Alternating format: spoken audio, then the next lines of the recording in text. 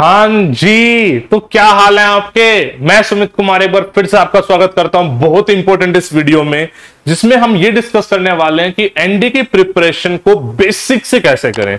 जो normally NDA 1 वाला cycle होता है उसमें टाइम पीरियड ज्यादा होता है, तो बच्चे के पास टाइम होता है कि वो चाहे मैथ हो चाहे जीएटी हो उसकी तैयारी बेसिक से कर सकता है, चाहे आप किसी भी स्टेज में हो। यानी आपकी मैथ्स वीक हो, जीएटी वीक हो, दोनों वीक हो, बट एनडीए 1 वाले साइकिल में आप हमेशा ही अपने ड्रीम को अचीव करने के लिए मेहनत कर सकते हो। रिजल्ट्स भी पॉजिटिव आएंगे।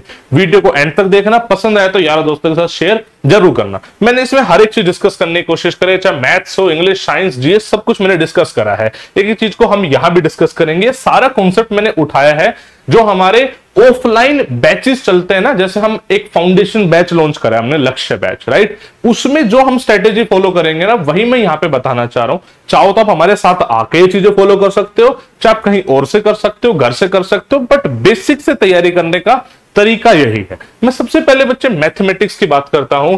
मैथमेटिक्स में अगर आपकी मैथ्स वीक है, वीक का मतलब है कि आपको एनसीईआरटी भी क्लियर नहीं है, आपके बेसिक कॉन्सेप्ट भी क्लियर नहीं है, तो सबसे पहले आपको अपने बेसिक कॉन्सेप्ट क्लियर करने पड़ेंगे। उसके अलावा कोई सोल्यूशन नहीं है। बेसिक कॉन्सेप्ट से मैं क्या समझता हूं, बेसिक कॉन्सेप्ट जैसे मान लो कॉम्प्लेक्स नंबर है, तो कॉम्प्लेक्स नंबर बेसिकली होता क्या है, क्या क्या उसकी प्रॉपर्टी है, कैसे कैसे क्वेश्चन आए हैं, प्रीवियस ईयर एनालिसिस, ये सब आपको करना पड़ेगा। और फिर उस पे बेस्ड आपको क्वेश्चंस करने पड़ेंगे जो डायरेक्ट पीवाईक्यू बेस्ड टाइप होंगे। यानी जो आपने कॉन्सेप्ट पढ़ा, जो आपने ट्रिक पढ़ी, सीधा उस पे क्वेश्चन अगर पेपर में आ रखा हो तो पहले कॉन्सेप्ट, फिर कॉन्सेप्ट पे डायरेक्ट क्वेश्चन, फिर उसके बाद आपको लेवल पढ़ाना है जहां पे एडवांस लेवल की बात हम कर रहे हैं। जैसे हम जो एलडब्ल्यूएस के मॉड्यूल्स में हम कराते हैं, जो हमने इस बार क्लेम करा कि भाई हमने अप्रोक्सीमेटली 50% से ज्यादा पेपर हमारे मॉड्यूल बेस्ड था, तो वो एडवांस लेवल की चीज हो गई कि भाई ये बेसिक चीज है। लेकिन अब यूपीएससी तो मिक्सिंग ऑफ क्वेश्चन पूछ रहा है, कैसे दो कॉन्सेप्ट को मिक्स करके क्वेश्चन पूछ सकता है, वो सब चीजें। लेकिन वो आपका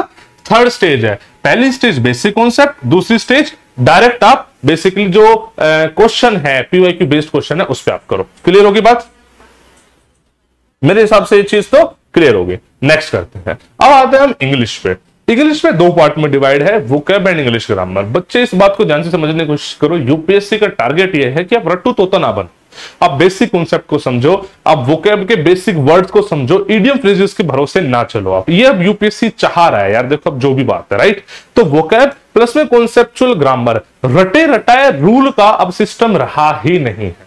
जैसे हम बताते हैं, हम ग्रामर में क्या करते हैं, पहले जैसे अमित सर जब कराते हैं तो पहले 10 क्लास सिर्फ बेसिक्स ऑफ ग्रामर लेते हैं, बिल्कुल बेसिक्स ऑफ ग्रामर, जिसमें बेसिक कॉन्सेप्ट को समझने की कोशिश करेंगे। फिर उसके बाद हम चैप्टर्स पे जाते हैं, नाउन, प्रोनाउन, जो भी सिस्टम है, राइट। तो आपको कॉन्सेप्चुअल चीजें पढ़नी है। वोकैब में आपको वर्ड्स के रूट वर्ड्स के थ्रू पढ़ने की कोशिश करनी है, तभी फायदे हैं, तभी यूपीएससी के बदलते पैटर्न के अकॉर्डिंग आप अपनी तैयारी को मतलब शेप अप कर सकते हो। नेक्स्ट आता है साइंस। साइंस में आप सिर्फ 9th एंड 10th की एनसीईआरटी पढ़ो, वही हम करते हैं यहाँ पे। फिजिक्स, केमिस्ट्री, बायोलॉजी का मेन 9th और 10th की एनसीईआरटी होता है। प्लस में देखो हम यहाँ पे जो करते हैं उसमें तो ये रहता है एक भी क्वेश्चन छूटे ना, तो उसमें थोड़ा बहुत 11th 12th का पोर्शन भी ले लेते हैं, बट मेजोरिटी 9th 10th की ही एनसीईआरटी होती है। और ये दोनों मिला के 100 क्वेश्चन का सिलेबस हो जाता है। जो लास्ट पोर्शन आता है वो आता है जीएस का। जीएस के बहुत सारे सब्जेक्ट, इसलिए बच्चा सोचता है क्या करूं क्या ना करूं, पढ़ना तो पड़ेगा, कैसे पढ़े। तो अगेन हमारा कॉन्सेप्ट वही है कि आप सारा एक बार जरूर पढ़ो। आप ये मत सोचो कि मैं सिर्फ ज्योग्राफी पढ़ लूंगा या सिर्फ मैं हिस्ट्री पढ़ लूंगा।